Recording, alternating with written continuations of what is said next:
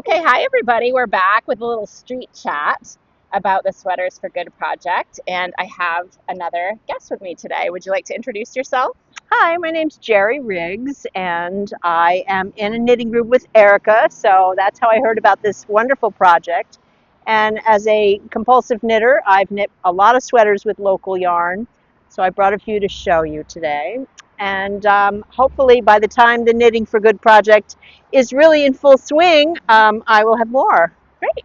Well, also Jerry is being modest because she's also a designer, and so I think some of what you have to show us today are All of it. your designs. All of it. Okay, all Yeah. of it, all of it. So first, why don't you tell us a little bit? What does farm yarn mean to you? Well, farm yarn means yarn that's closest to the farm itself or made locally. You know, there's a lot of yarn you can buy commercially that's made in some distant mill that you never heard of. But I kind of like to buy from the farmers. We have a really terrific availability of farm yarn around here because of all the shows and festivals.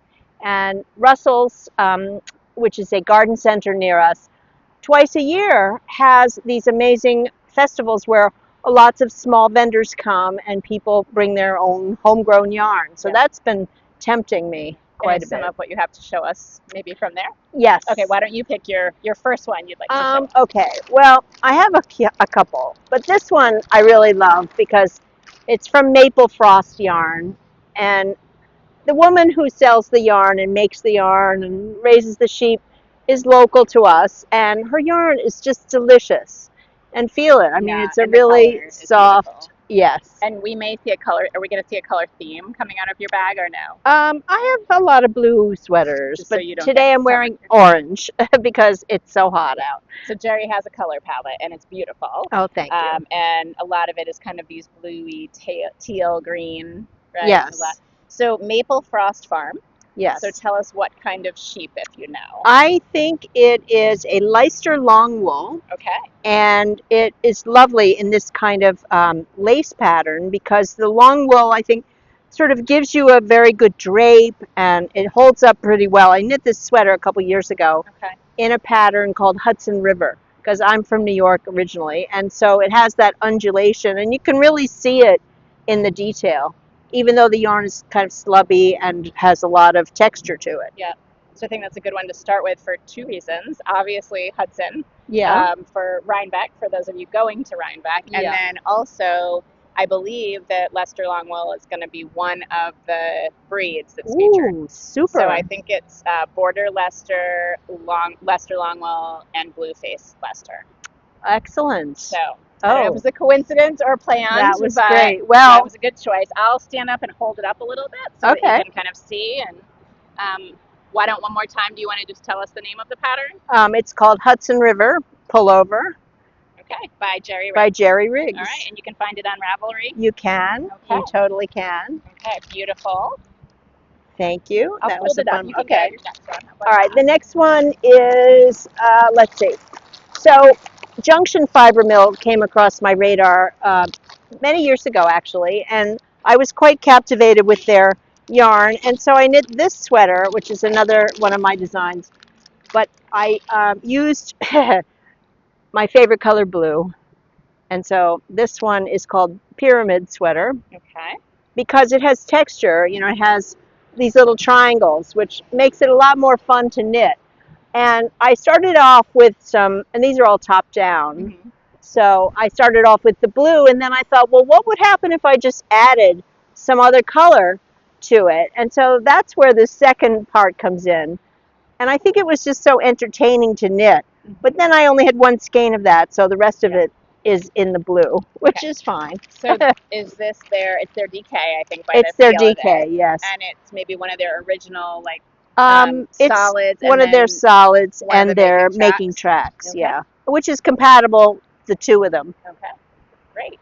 Fun. So that's a fun So way that if fun. you put one skein into your stash, you can still incorporate it into a sweater, Yep. right? You don't have to, you can break the rules, wear unruly at the unruly stitch. So you Right. can knit it all in one color, or you can incorporate a gradient. Well, that's the thing. I often will just like buy a skein of yarn because it's so beautiful, and then you get it home and you think, what am I going to do with it? Or you might only have two skeins, and you want to do something with that. So that's where this sweater came into being. And this one is a mosaic pattern. I'll hold it to the side so your microphone Yeah, picks up your with voice. with two designs. And this one is also a top-down raglan sweater. And here I only had two skeins of the hydrangea colorway of the Junction fiber mill. So I went through my stash and I used this yarn, which is a DK, for the alternate color. Unfortunately, it is made in England, so don't yell at me, It's but okay, that's local to someone, it's right? local to someone. Yep. But I really enjoyed this so much because it's really entertaining to see the color shifts. And it was so much fun that I had to make a second one. Um, Did you tell us the name of this one? this is called Windows on the Garden, Windows on the and Garden. that's also on Ravelry. Okay. And this is the Autumn Leaves version. And this one uses brown sheep, which is Nebraska wool. Mm-hmm. And again, the entertainment value of the color changing is so fun, but also you only need like two skeins of one color and two skeins of another color. Mm. So you can play with your stash. You could even, substitute different yarns if you wanted to really incorporate a lot of stash busting into that. Mm-hmm. But there's many things you could do with Hudson River, local yarn, Vermont yarn. Yeah. I think of the whole New England fiber shed as like a big, amorphous Yeah, and mass. I think what was nice is recently it was really described that it's not meant to restrict your choices, but it's meant to build awareness and just thinking about where your wool is coming from and how it's being processed and the financial impact of it. So, another good point is your Rhinebeck sweater and your sweater for good. We'd love you to knit something new. We'd love you to put new money into a local economy, and that's what it's about. But also, it's not something that's meant to be 1 year and done. It's meant to be something that might change your buying habits for the future, or you might look Right. back and say, I already have been doing this, and this is my Rhinebeck sweater, right? You don't have to be frantically knitting between now and October. Right. And you have probably in your own stash many sweaters that you've knit from local yarn. Mm-hmm. So go for it. Yeah, great. Well, Go thanks for it. for Well, thank you, chatting Erica. today. I It's hope it such a was fun. pleasure. And if anybody has questions about any of these, we'll put the pattern names below and Oh, Jeri's store below, and then super. you can reach out to Jeri with any questions. Thank All right. you. Thanks, So everybody. great. Nice to chat.